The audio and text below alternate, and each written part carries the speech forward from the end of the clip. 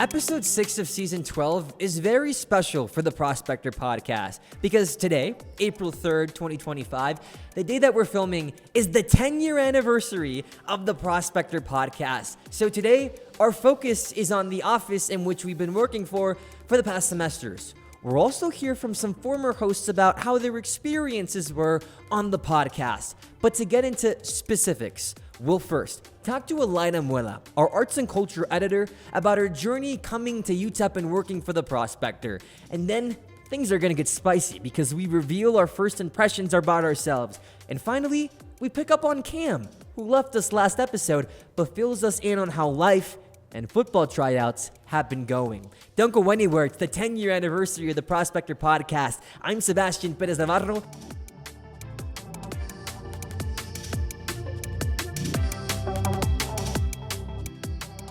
Guys, do you know what today is? Maybe I do. We have a giant hint literally here. This is a giant hint. I mean, it's a number.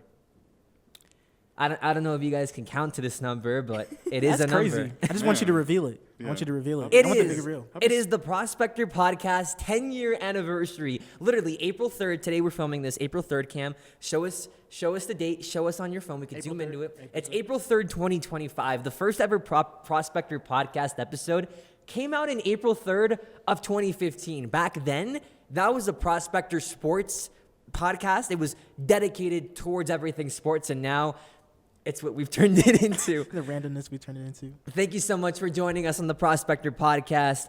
To my right, back co-hosting, Cameron Mason. He's got a couple of stories. You'll learn why he was gone 2 weeks ago. And to my left, Kristian Hernandez, back again co-hosting. And finally, making her podcast debut, at least during Season 12, it's Arts and Culture Director, Alyda Muela. Alyda, thank you so much for joining us. Thank you for having me. The first time you're here, you're getting smacked on the side of the head by a balloon. Yeah. So let's dig it deep into it. Today's episode is going to be a little bit more personal. We're going to try to make it more oriented towards the Prospector because it is a whole decade that this podcast has existed. This mic is really loud. I agree with you there. This is the second time we're filming this segment, and I came in a little too loud. I don't know what's going on, but I'm sorry in advance. You're good. But we're Alyda, used to it. We're used to it. These Yeah. levels. you're used to me screaming? Yeah, we're used to your loudness. It's okay. Yeah. We're good. We love it though. We love it though. You do? Yeah, I do. Yeah, unconditionally, we love you. I do. Thank you. All right, Alyda. So you started off at the Prospector over a year ago. You started as a contributor. You moved up to an editor role. Your second semester reapplying. You're now an editor once again. But what many people may not know, if you haven't read our love letter from me to El Paso, you can check it out on www.prospectordaily.com, is that you were a hilltopper to start off your college career. I was. I went to WKU my first year of college, right after graduating high school. So what went into that decision? Going to Kentucky. And I initially applied to UT Austin, and I got capped, which essentially means I could go to any other school in Texas for 1 year, and then I would go to UT Austin my sophomore year. You think they were capping that they didn't want you? Ha ha, maybe. But I didn't really feel like doing that. I mean, my main goal was to leave El Paso and go do something different. And so my cousin actually went to WKU. He graduated from there, and then he was the speech and debate coach over there, and he told me about their journalism program, and it was really good. So I got accepted to WKU, and I decided that that's where I'd be going. So I did. So what was your year over there? You were telling me a little bit about why they're called the Hilltoppers, that there's a giant hill in the middle of campus, that it affected your classes while you were over there? It's not in the middle of campus. Like, the whole campus is built, like, kind of around or on this hill. And so the freshman dorm that I was in, which is 27 floors, by the way, is at the very bottom of the hill. And so when you register for classes, they will tell you, like, oh, you can't take these two classes one right after the other because you're not going to have enough time in transition to get there. Because it was a really long walk, like, back and forth, especially going uphill. So They didn't have any like form of transportation or anything? I mean, they had the shuttle, but you had to get like the app on your phone to see when the shuttle would come around. It'd get pretty full, and truthfully, I was like, I don't really feel like getting on a packed shuttle, so I just kind of walked. The only time I took the shuttle was when it was cold, so yeah. So then, what led you back to UTEP? You spent a year as a hilltopper and then came back to the University of Texas at El Paso. Out of all the schools you could have picked, why be a minor? This is, again, I really wanted to go to UT Austin, but I couldn't get my transcripts in time from UT Austin, so I was okay with coming back home and, coming to UTEP. And I, unfortunately, was like a lot of other people. Like, I didn't think El Paso or UTEP had a lot to offer. My bad. But, I mean, that's fair. Like, our last episode was talking about how Gamescape is one of the only entertainment venues here, to be fair. So you're not completely wrong when it comes to that, at least on like a fun stance, to say the least.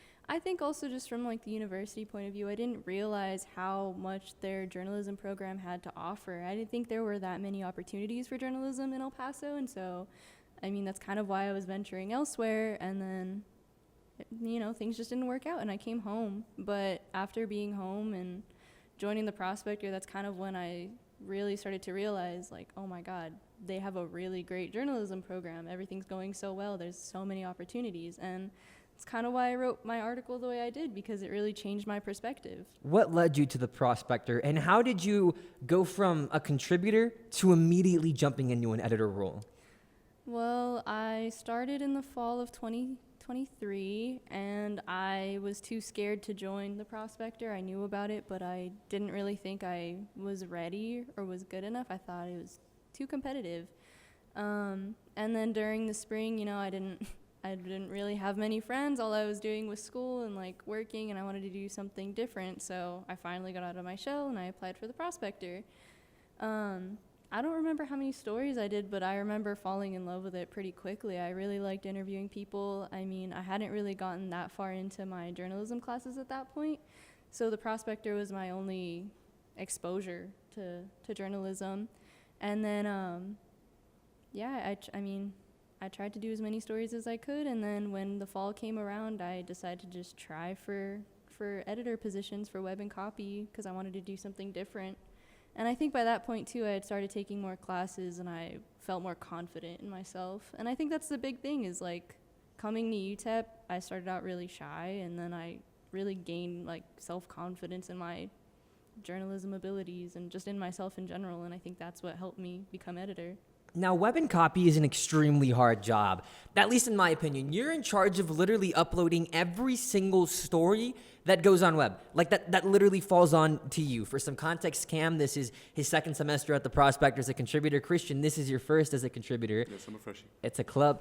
You're older than me.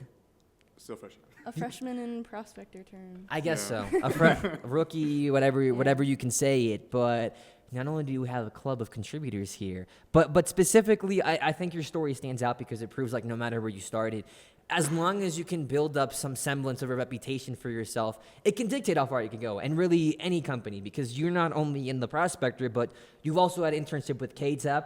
You spent election night at KTSM with, that was a fun little journey, wasn't it? Shout out. That was pretty fun. We stayed there till like midnight. It was a long night. We did. Election day was fun. I took advantage because the next day I had a psychology quiz, but my professor would drop our lowest grade, so I didn't study.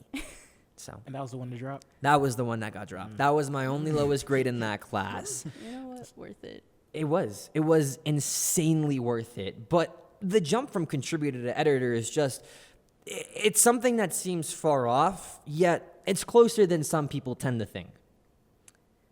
Well, for me, honestly, like, what made you go to arts and culture and nothing else for the Prospector? Truthfully, I wanted to do arts when I first started as a contributor. I feel like that's the case for a lot of people. Like, when they come into journalism, they kind of are like, oh, I don't want to do news. I don't want to do the hard or the negative stuff. I want to do arts. And that's kind of where I was, too. But I'm kind of just open to trying out any section. I mean, when I started with KTEP or KTEP, I got asked, like, what's your beat? What's the thing you like to report on? And I mean, there's a lot of things that I like to report on, but I think the biggest thing, and I think what's helped the most, is that I'm kind of open to covering whatever there is. And I think it's just because it gives me an opportunity to learn something every single time. So for, like, contributor, how was that for you? Like first starting in, how was that for you? Or like, you just want to do arts and culture, or were you just more open to anything around? I kind of did.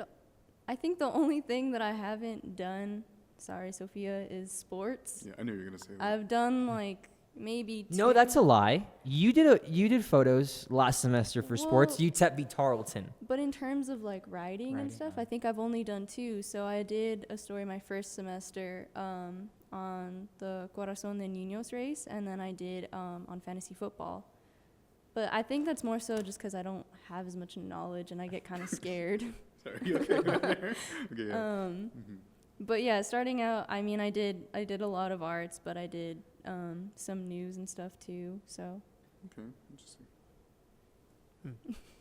No, yeah, for me, I feel like it was low-key the opposite. Like, coming in, like, Mhm. my thing that I was good at writing, that I knew I could write about, was straight sports. And then Mhm. this year, I think I've ventured out. I mean, I've taken a couple of stories from you this semester, just trying to build my, horizon of trying to do different things. So I get what you're saying. It's a lot of stuff that you could go with. I mean, because arts and culture doesn't only cover like abstract art. I mean, you've got theater in there, you've got cinema in there. Like, I got the excuse to watch a bunch of plays for free because I covered arts and culture. Like, do you like that wide array of scope of topics that you get to choose, whether it be something as elaborate as the dinner theater or maybe as simple as the Minecraft movie? I mean, yeah, I really like arts because you can, I mean, everything, a lot of things could be considered art. It's not just painting or physical art in that matter. And it's like culture too. There's so many things you could do with culture, and it's not even just restricted to El Paso's culture or say like Mexican or Mexican American culture. It's whatever, which is why I kind of encourage everyone to send in any pitch that they want, because anything could pretty much fit in arts. And I think that's why it's so cool and so unique. You said it at the right time because this episode's coming out at pitch o'clock. Alyda, thank you so much for joining us today. Thank you.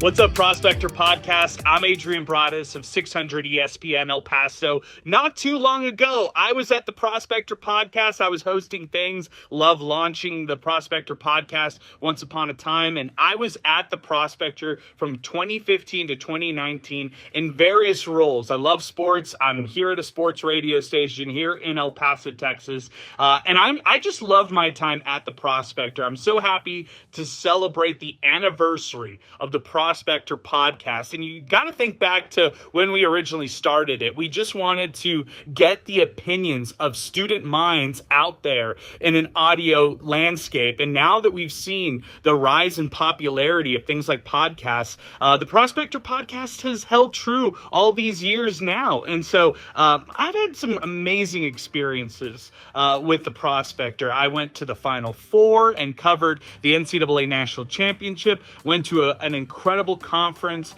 in Houston, thanks to my partnership with the Prospector and my affiliation with them as well. But some of my favorite moments had to have been at the Prospector Podcast. I remember one time interviewing Aaron Jones before he was getting ready for the 2017 NFL Draft on the Prospector Podcast. So that was one of the highlights there. And then at the time in 2017, we also interviewed then new athletic director Jim Center on the Prospector Podcast. So a lot of fun doing it. And to you all, I wish you all the best at the Prospector Podcast. It's such a great experience to be at the Prospector. Happy anniversary to all of you guys, and keep on going.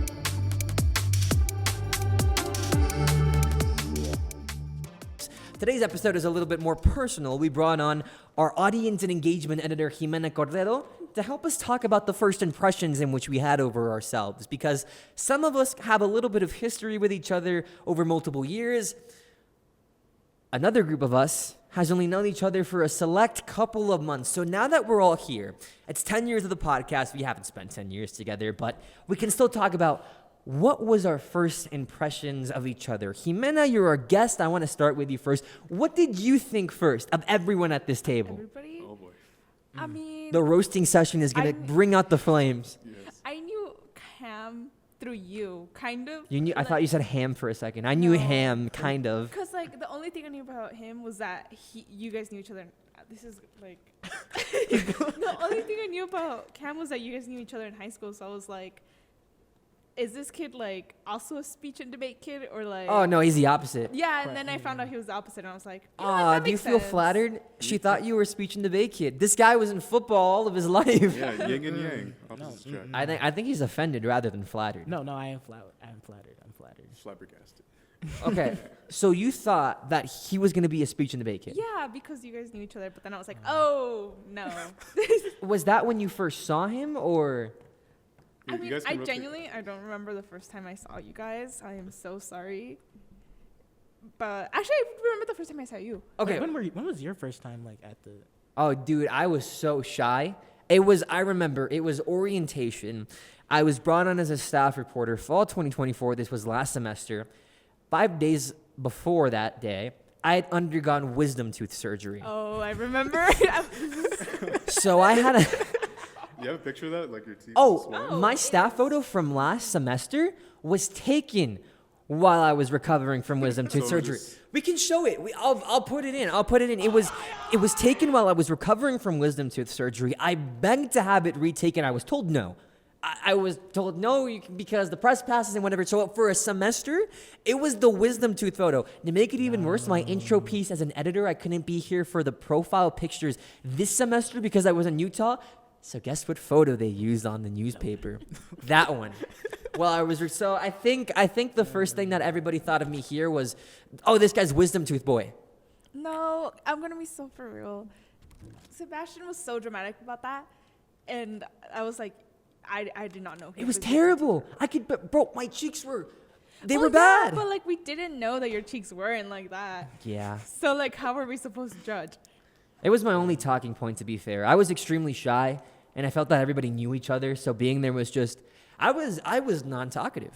I was Yeah. very like, I kept to myself. The first person I talked to was Elias. We bonded on wrestling, but other than that, with the rest of the staff, I didn't know anybody. I didn't know what was going on. So, did you think that I was shy, or what's going on? I think you didn't get me shy, but he came in his little I think you were like a polo and like slacks. Dude, I wear a polo like and every day. Yeah. And like everybody else was like in a jeans and like maybe like a sweater or something. And I was like, this kid's a very like professional looking kid. And like, he's supposed to be like a freshman, like first semester, and he's here like looking more serious than all of us. But besides that, I was like, okay. Yeah, like I didn't think you were. At first, I did not think you had your wisdom teeth removed, and I did not think you were like shy. I thought it was just like first day jitters, because I had that when I was new. Okay, so then Ximena, Cam knew you when you were a staff reporter. Kristian knows you only as an editor. Cam, you met Ximena while she was a staff reporter. What was your first impression of her? I feel like I'm just going around the table setting guys up to roast each other. I'm just the instigator in this case. Nah, I know it's again. It's Those because are remember last semester I joined like middle, not towards the end of the semester, He but like joined like half. almost like Yeah. halfway through. So like everybody had already like gotten to know each other. So I was like the new person like coming in, and you guys were already sitting down and stuff. So like, bro, I was like so nervous to just like talk to anybody. I didn't think I'd talk to Ximena until maybe this semester, cause like I Really? genuinely didn't, Yeah. bro. I was so scared to like I would like when I don't know people, I'm just so. Okay, to so what was myself. your first impression from afar? From afar? Ximena just seemed like she like kept to herself a lot, and like she was always like like they would always call on Ximena when we would have our workshops to like answer a question. So I was like, oh, she knows what she's doing.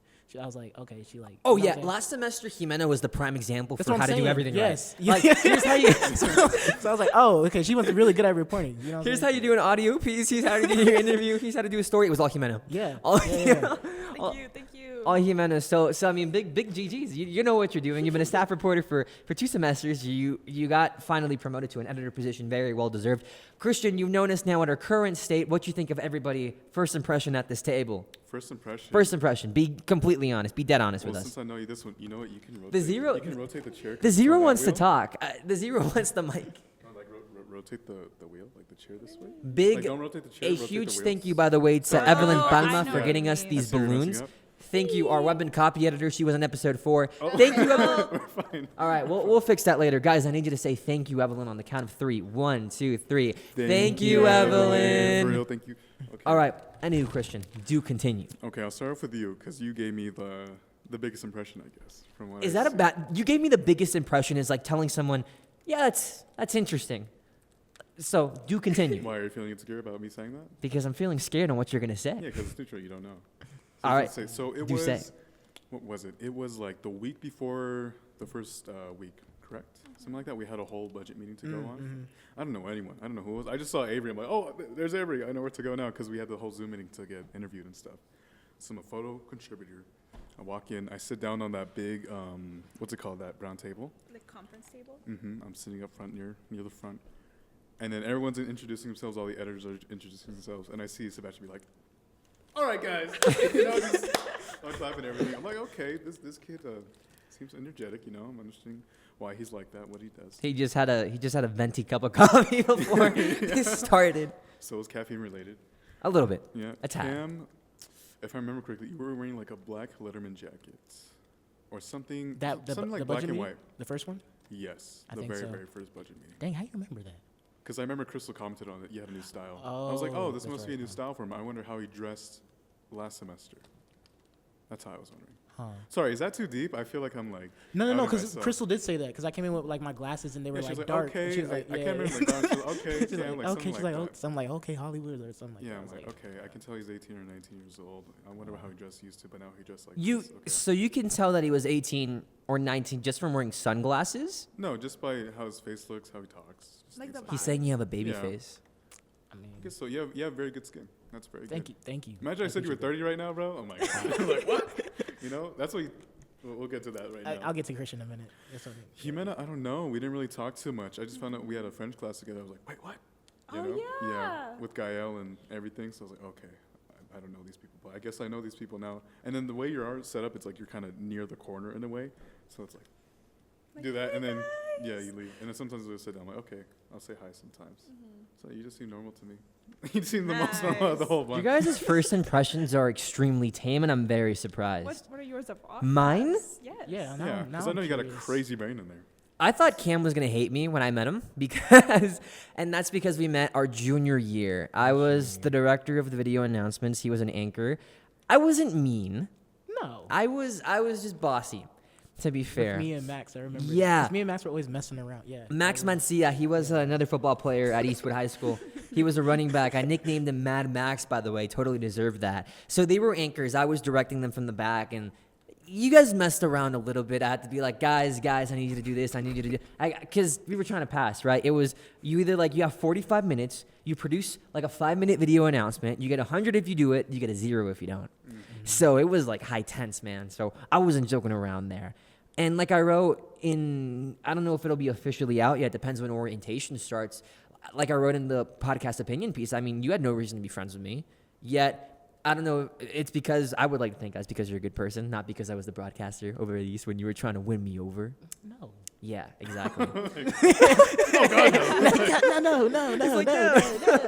By the way, Cam's number was 0 at Eastwood. So, I mean, Cam had no reason to be friends with me. He did, so that was awesome. I think we definitely got closer during our senior year. I know junior year, you're like, because like junior year, of course, I was more anchor and you were in the back doing your thing. But like during senior year, we were collabing more on different videos and stuff like that. Yeah. So then we started getting closer. We were doing a whole series called E-Troop Review, where it was like kind of a newscast in a way. So we had different packages and stuff. Those are still up on YouTube. Should we plug it? KEHS News, go check it out. I'll place a little link down below if I can. So that in itself was really good. Me and Cam got acquainted, but my first impression is that I thought you were a football player. Like I thought you were like a stereotypical just football a jock. player. A jock. I thought you were a jock. You gave off jock vibes. What do you think? Am I correct? Am I wrong? I don't think you're wrong in that sense because of like, because we were goofing off. You know what I'm saying? Alright. That's the only time you saw me. That's and it was fair. early in the morning with Max, and he was like one of my best friends. So like we would just goof off in the morning. So I think that's fair. All right, that's fair. I think that's fair. Ximena, I thought my first impression of you was that you were like the future boss. Because like I walked in there and it's like Ximena, like I felt like you immediately feel the aura, the energy. Like Ximena's the one in here. Ximena's the one in here that knows what she's doing. And like as we went on in the semester, I mean that proves more true, right? Like she felt like the vet, right? So I was like, all right, if there's anyone who's gonna be the future boss in here, it's gonna be her. So that's what I thought. I was like, yeah, this person knows what they're doing. Kristian, I thought you were a little bit egotistical when I first met you. Ooh, okay. I I'm not thought mad at that. Don't worry, I'm not mad. I'll put a little bit of spice in that. I felt when we first met, you were very technical with that type of stuff, and it was No, where did we first meet? You gotta set it up. You gotta set the story. So we were in the Prospector office, right? Uh-huh. So I'm trying to do some things, and I think I was editing a video, and you're like, "Oh man, that's really good," but the pixels here, that there, do Yeah, this and I that. know. And I'm Yeah. like, "Oh man, okay." So like the first, and this isn't a lie, right? Because this is what my brain jumped to. And it's like, dude, what the heck, man? Oh, like I remember you like messing with the audio. I'm like, oh, you can go to the audio overlay system where it shows you the whole UI. Yeah. And I was like, I should. That's the first thing. That's the first thing you said to Yeah. me. So, but then we just got to talking. So now Yeah. I'd like to think, are we friends, Kristian? Are we very good friends? Frenemies. I like to be the Oh. kid sometimes. I like Are you just using me to co-host this thing? Is that what this is for? Yeah, I'm Yep. using. Are we friends, Kristian? No.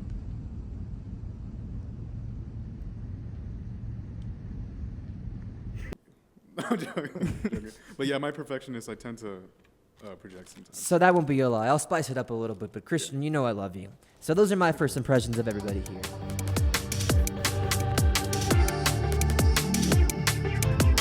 Happy birthday, Prospector Podcast. Happy 10 years.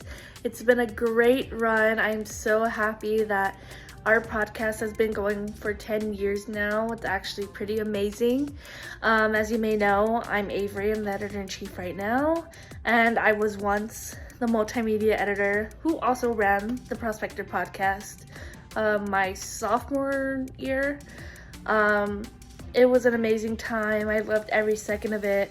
Getting to know new faces, new people, and most importantly, getting to tell stories. I'm so excited that you are in great hands. Thank you, Sebastian, so much for taking care of the podcast. It has been truly an honor to see you grow and succeed in this position as multimedia editor. I want to like use tension to hold it down. I like No, move the chair. How about we swap the chairs? We could just swap the chairs instead of untying it. Oh wait! Oh my God! I didn't even think of that.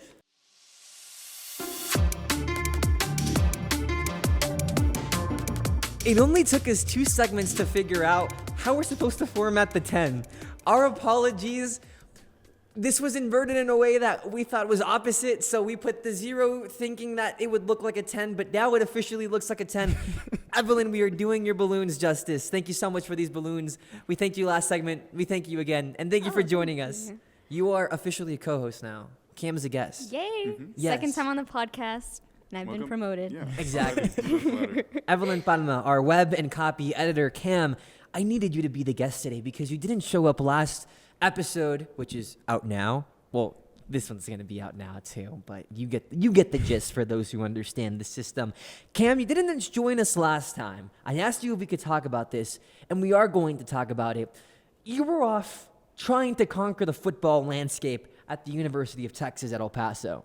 I was. So last Thursday, actually, I had to go and I believe I was doing blood work in a physical, I think, something like that. So I couldn't come to the Was that podcast. physical for football? Yeah. it Okay. was- yeah. So you tried to try out, right? I did. And then what happened? So basically, not to put UTEP on blast. So basically, okay, listen. Well, what?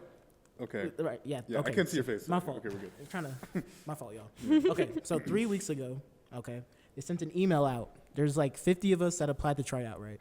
When that email was sent out, And for context, you played football at Eastwood yes, as a yeah, defense, as a cornerback or a safety? both. Or both. defensive I did back. both. So Defensive back. back. So you were Like, trying yeah. out for the same position? Same position, safety. Okay. I was trying out for safety. Yes, sir. So they sent out that email, and I'd say maybe only about 15 people received that email from 3 weeks ago. Okay, I was one of them that didn't get the email.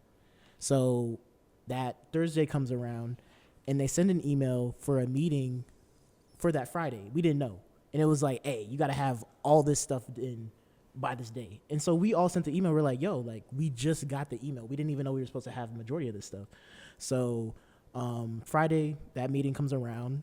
They're like, they even say that, hey, it was our fault. Like, you know, we know a lot of you guys didn't get this email, so we're giving you guys till Tuesday at 5 to turn in this stuff. So I get my blood work done. How much stuff was it? Was it Okay. only the blood work, or fill us in? What are the intricacies? Yeah, what can you talk about? Oh, yeah. So there was a physical you needed. You had to have 12 credit hours. That was what you found out during the meeting because a lot of people didn't have 12 credit hours, so they were just automatically dropped. And then you needed a sickle cell test. And that was the only thing I didn't know that I needed, or I would have done it weeks in advance. Mm-hmm. And so I got my sickle cell test done that Friday before the meeting, actually. And I waited around all of Tuesday, and LabCorp didn't still have my test in. So I just turned in my results to the UTEP athletic staff that I did it. But then one of the coaches texted me and said, hey, Cameron, like, do you have your results? And I was like, I don't have it. Like, this out of my control. Like, LabCorp needs to give me my results. And he was like, hey, I can only extend you till Wednesday. And still by that time, I didn't have my results, so I couldn't try out. That is heartbreaking.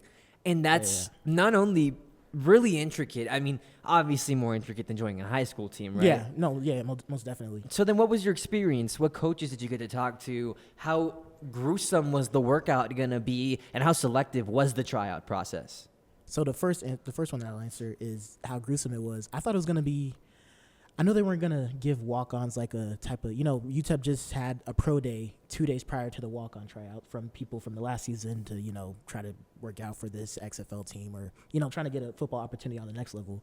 So I knew it wasn't going to be anything like that.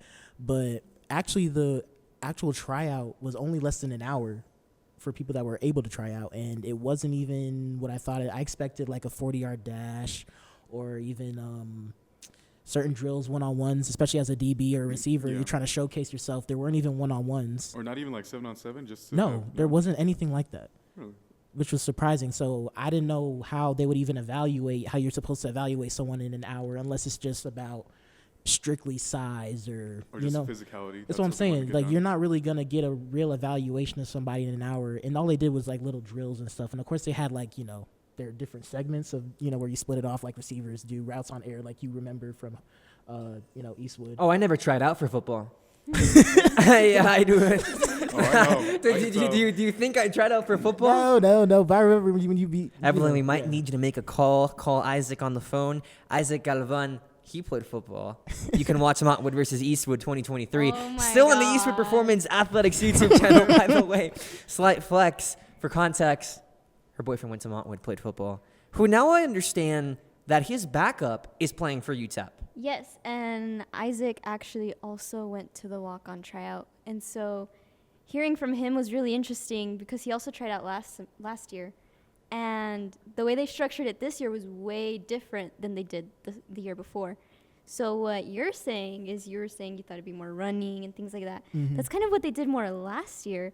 And so he was saying this year it was more like skill-based, like throwing little things like that. It was definitely more technical based this time. Yes. This time around they wanted to see like more footwork, how you can move laterally and stuff like that. They wasn't really more, you're thrown in, let me see you ball out type of thing. Well, that's good. I mean, focus on the technique because I just think you can't really test out somebody's skill based on how fast they run 40 yards.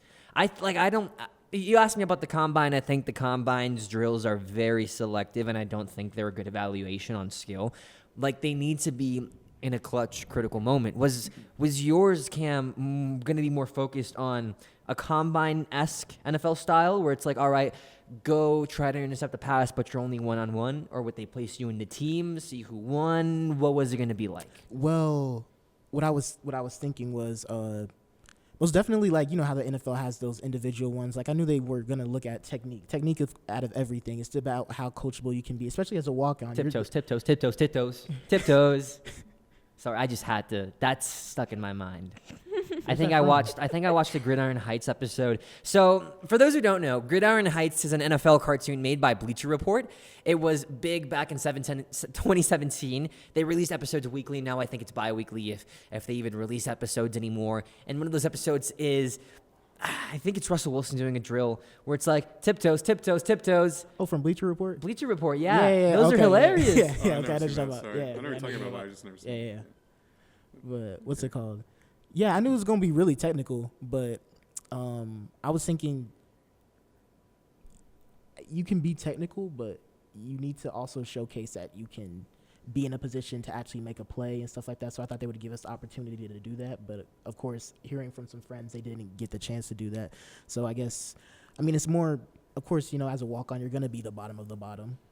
It's just the reality. So I understand, but I feel like they would give them more of a chance to showcase also. Yeah, or I thought they were gonna have like, okay, you need to learn these 5 plays right now, and you need to learn how to audible on them. I thought they were gonna do something like that. Most definitely, especially as a safety, or like, you know, what I was playing at. Thank you, good sir. Especially as like a safety, you know, you have the one next to Cam because he's the one. Accept him, UTEP. Let him be on the team, UTEP. Please. Hall of Famer, Hall of Fame trait. Yeah. So definitely. So they didn't let you, as Kristian was saying, they didn't let you show what you have in real game time ability. No, yeah, you can't, you know, I don't know the word. You can't replicate that, you know, in a little tryout, of course. You know, that's what your film comes in for. But I think it would be something like that just to see how coachable you are, how you can be in position to make a play and stuff like that. But it was just more technique-based. So how was Isaac Galvan's experience, if you can let us know? Oh, okay. So for him, he said that he actually preferred the way it was structured this year because, like, the previous year, it was a lot of, like, how fast can you run from here to there and things like that. And for him, trying out for a quarterback position, he wanted to be able to show off, like, his skill. Mm-hmm. And so I think that was really cool. Personally, I also like the way it was more structured this year because kind of like what Sebastian's saying is you're not really going to get to know in-game abilities. You're just going to know, like, athleticism. Yeah. But I don't know. Isaac's experience was much better this year because he was able to prepare more for it, although it still was a change, so it kind of took him by surprise. But obviously he knew, okay, well, what are they looking for mostly? And he was able to train for those specific things. But something I found really interesting that he told me is that they were like, don't contact us. Do not follow up and ask us if you're on the team or not. Like, we will contact you. So I feel like people who follow up are taking initiative. People who follow up are showing that they really want it. So I thought that was a little weird. But I guess they're just going to take their time, and when they need you, they need you. The way they kind of told him is no promises right now, but if we need people, like, we're going to contact you all. So I don't know if that's kind of like we'll wait to see if people enter the transfer portal and if we need more people. Probably. So I'm kind of wondering, like, what do you feel like the walk-on tryouts are for in the first place? Yeah, especially because of how NIL is, transfers. You have a bunch of transfer athletes in the portal and stuff like that. I think walk-ons are becoming more or less of a, like, they're not really needed anymore. Not seen like right now. Like, the spring game is on the 12th. Mm-hmm. So even if I was thinking you walk on and you go to the practices and you're able to perform and try to work your way onto a spot for the team. But, I mean, you know, you wouldn't even have like a week based off of like what I'm hearing from you. Like, say if he was called up, he'd probably have less than 2 weeks or a week to even just be out there. Or even learn the playbook, because he's going to be a quarterback as well. He needs to learn playbooks. He needs to know what everyone's doing and the audibles. That's what I'm saying. So, I mean, I guess walk-ons, just the way that college football is now, it's like becoming less important. And as a walk-on, your class schedule is also insanely different from athletes who are on the team, at least because you're not put on a schedule of classes that makes the work easy with the amount of football work you have to do, right? So, like, put someone like in your boyfriend's shoes. If he makes the team, he has to learn a full playbook that's like 500 pages and still pass his classes. That's insane. So as you were saying, like, is football now really walk-on friendly, or are walk-ons starting to lose their ability to start making football teams in college? I think that is true because when you think back, like even 2004 with transfers, I believe that they had to sit out a year once they did transfer in order to go back on. So it was like a JUCO junior coming in. But now you can transfer whenever you want, because it used to be like you can only transfer once, you can only do this, you can only do this. You know, to me, I see it's a pros and cons with everything. I think a lot of athletes have a lot more opportunity to go wherever they want. Just like with Kennesaw State, how the athletic director fired their coach, and a lot of players really like that coach, and that's why they quit in the first place. Yeah, and that's why they're doing all these transfers. Imagine not being able to do that transfer; you're stuck there for the rest of your college career. I think that's fine, but I think for walk-ons as well, I don't know, but it's because there's such a big talent pool around here. Even then, like, there's Division II, there's Division III, there's Division II JUCO. There's a lot of places around here, but when you're just kind of landlocked at a certain place, you just have to hit the ground running. You already hit the ground running when you're a walk-on, but it seems like you got to hit the ground. And that's the thing. Sprinting. I think walk-ons bring. I mean, I'm not. Of course, I can be a little biased, but I think walk-ons Totally are not making the case. like they bring importance to the sport. I mean, think of your I think J.J. Watt. He was a walk-on. Yeah. Yeah. Baker. Baker was a walk. A lot of these guys Yeah. that you see, they were walk-ons going into a big school to go and get a chance to outperform, and just they just having that head downness to go and prove themselves. And I think that's something the sport's kind of losing with all of this transfer when you were not able to really give these walk-ons a chance, to be honest. Well, not to scare you, Cam, but in December, the news broke that the NCAA is placing a cap of football rosters at 185 players. I did see that. Yeah. Each of those players are eligible for scholarships. So, not to scare you, man, but we might be seeing the walk-on get extinct. I really hope not, because I would really like to see number 0 back on the field. To say the least. Yeah, what if someone has your number, Cam? You gotta fight for that number. You never know. He's gonna be number 77. Some They're gonna give me alignment some. number. Give me some weird number if I first get there. You'll have to fight. But for now, that's a wrap, guys. We've made it through 10 years of the Prospector Podcast, and we are A-OK. A huge thank you to Cameron Mason for coming back, Kristian Hernandez for co-hosting. Cam, you pulled double duty today. You co-hosted, and then you were a guest. That's a big day at work. A miracle worker. A miracle worker. got you. Indeed. I got Evelyn, you. thank you so much for coming back, for getting us these balloons, and for co-hosting today, and for giving us insight on football tryouts. And thank you for watching us. You've been watching us for 10 years, whether it's been through Spotify, through SoundCloud, and YouTube, and we thank you. We hope that you stay with us because we've got a lot more semesters to go. Will it be the same group of people? That depends if we're rehired. If Cam can make a case for his position on the football squad, I can make a case to get rehired next semester. Facts. All right? Yeah, That's what this is for. That's what this is for. A huge thank you. Make sure to subscribe to the Prospector Podcast. We're on Spotify and we're on YouTube. We're also on our website. So for now, our 10-year anniversary may be up, but we've got a lot more episodes in the future. So, we're over and out.